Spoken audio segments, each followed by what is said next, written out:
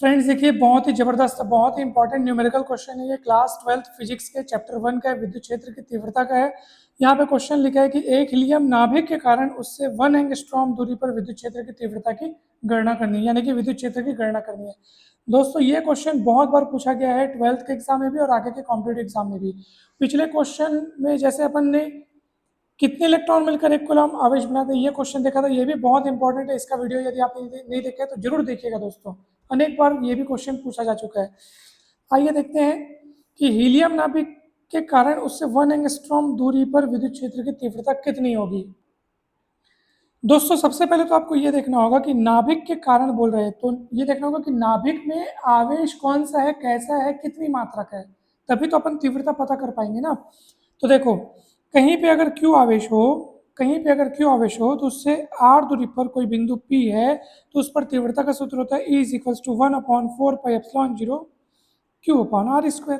यानी वो आवेश Q ऊपर आता है और नीचे में वो दूरी का स्क्वायर आता है दोस्तों। तो हमको आवेश की गणना करनी होगी। सबसे पहले तो बात चल रही है हीलियम का नाभिक। तो आप सभी जानते हैं हीलियम का परमाणु क्रमांक 2 होता है और द्रव्यमान संख्या 4 होती है। परमाणु क्रमांक 2 होता है, इसका मतलब इसके नाभिक में 2 प्रोटॉन होते हैं।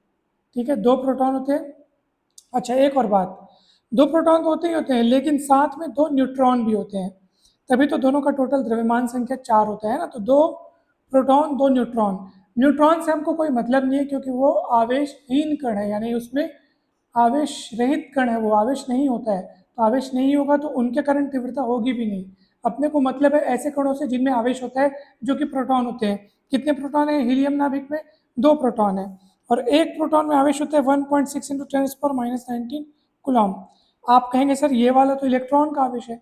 दोस्तों इलेक्ट्रॉन और प्रोटॉन में आवेश की मात्रा, आवेश का परिमाण बराबर रहता है, सिर्फ नेचर अलग अलग रहता है। यानी कि इलेक्ट्रॉन में इतना ही ऋणावेश होता है जबकि प्रोटॉन में इतना ही धनावेश होता है। तो आवेश का परिमाण समान रहता है, बस प्रकृति अलग रहती है। किसकी किसकी? इलेक्ट्रॉन के आवेश की और प्रोटॉन के आवेश की। हीलियम नाभिक में 2 प्रोटॉन है, इसलिए इस आवेश को 2 से गुणा करना पड़ेगा, क्योंकि ये एक प्रोटॉन का आवेश है। तो 2 से गुणा करेंगे तब जाके हमको हीलियम नाभिक में कुल आवेश मिलेगा। तो क्यों मिल गया? अब तीव्रता के सूत्र में मान रख दो दोस्तों। लेकिन एक बात यहाँ पे बची हुई है, आर का मान निकाला नहीं हमने। आर बराबर दिया 1 एंगस्ट्रॉम। भैया उसको ऐसा यूनिट में कन्वर्ट कर लो। तो दूरी का जो है, ऐसा ही सिस्टम में जो दूरी का यूनिट होता है वो है मीटर। तो 1 एंगस्ट्रॉम मतलब होता है 10⁻−10 मीटर। तो ये अपने को लिखना पड़ेगा। ठीक है, चलिए अब मान को रख देते हैं। अब देर किस बात की, सीधा मान को रखिए और आंसर आपके कदमों में। लेकिन एक बात यहाँ पे ध्यान रखना है, 1/4πε0 का मान होता है 9 × 10⁹ तो इसको आप ध्यान रखिएगा। ठीक, चलिए फिर कौन है Q? Q का मान इतना लिखना पड़ेगा, 2 × 1.6 × 10⁻−19। 2 से क्यों गुणा किए? क्योंकि नाभिक में 2 प्रोटॉन होते हैं, 2 प्रोटॉन होते हैं, साथ ही साथ 2 न्यूट्रॉन भी होते हैं। न्यूट्रॉन का कोई रोल नहीं यहाँ पे तीव्रता ज्ञात करने के लिए, क्योंकि न्यूट्रॉन में आवेश नहीं होता। जिस कण में आवेश होगा उसी के कारण तीव्रता होगी। तो न्यूट्रॉन का रोल नहीं है, प्रोटॉन का रोल है। 2 प्रोटॉन है, एक प्रोटॉन में इतना आवेश, तो 2 प्रोटॉन में टोटल आवेश जाने के लिए 2 से गुणा किए। दूरी दी है 1 एंगस्ट्रॉम, तो 1 एंगस्ट्रॉम यानी 10⁻−10 मीटर। अब चलो रख देते हैं। ठीक, 1/4πε0 का मान रखा है 9 × 10⁻9 और बटे कौन है? r²।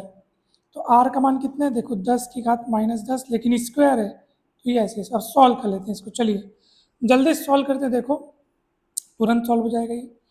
1.6 × 2 करोगे होता है 16 दूनी 32 होता है, तो ये हो जाएगा 3.2। ठीक, और ये क्या हो जाएगा अपना? ये 9 का 9 रहेगा।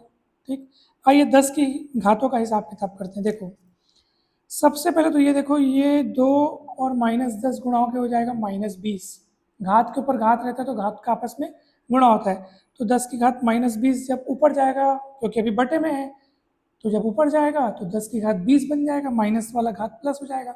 उस 10 की घात 20 के साथ ये -19 घात कट के एक घात बचेगा। 10 की घात 20 के साथ -19 कट के 10 की घात 1 बचाएगा बस। और वो 10 की घात 1 और इस सामने में 10 की घात 9 लिखा है, टोटल मिला के हो जाएगा 10 की घात 10। ठीक है फ्रेंड्स, न्यूटन प्रति कूलम। चलिए अभी इसको गुणा कर लेते हैं। दो मतलब 9 दूनी 18 हासिल 1, 9 3 27 और 1 28। सही लिख रहा हूँ ना मैं? 9 दूनी 18 का हासिल 1, 9 3 27 और 1 28। और एक अंक के बाद दशमलव लगाए पीछे से, तो पीछे से एक अंक पर दशमलव लगा दो। ठीक, 10 की घात 10 न्यूटन प्रति कूलम। वैज्ञानिक अंकन पद्धति का जो स्टैंडर्ड फॉर्म होता है उसके अनुसार एक अंक के बाद दशमलव होना चाहिए, तो इस दशमलव को मैं एक कदम इस तरफ सरका देता हूँ, और ऐसा करने के लिए मेरे को इस 10 की घात को एक बढ़ा देना पड़ेगा। तो आपका फाइनल आंसर आएगा 2.88 गुणित 10 की घात, अभी 10 है फिर कितना हो जाएगा 11 न्यूटन प्रति कूलम। ये आपका फाइनल उत्तर, अंतिम उत्तर है दोस्तों। ठीक है, तो देखिए आंसर आ चुका है। कहीं पर भी कोई भी डाउट हो, प्रॉब्लम हो, बेझिझक बिंदास जरूर पूछिएगा दोस्तों। ये 10 की घात -20 ऊपर जाके 10 की घात 20 बना, जिसमें से 10 की घात -19 मतलब 19 घट है ना, 20 - 19 हो गया, तो 10 की घात 1 बचेगा। तो मुझे उम्मीद है ये सवाल आपको बहुत अच्छे से समझ में आया होगा दोस्तों। वीडियो अच्छा लगे तो जरूर लाइक करें, चैनल को सब्सक्राइब कर वीडियो को जरूर शेयर कीजिएगा। इसके पहले के बहुत सारे सवालों को, बहुत सारे कंसेप्ट को बहुत आसान भाषा में समझाया गया है, तो जरूर देखिएगा। ये देखिए, ये वाला क्वेश्चन बहुत बार पूछा गया है, इसको बहुत विस्तार से हमने समझा है।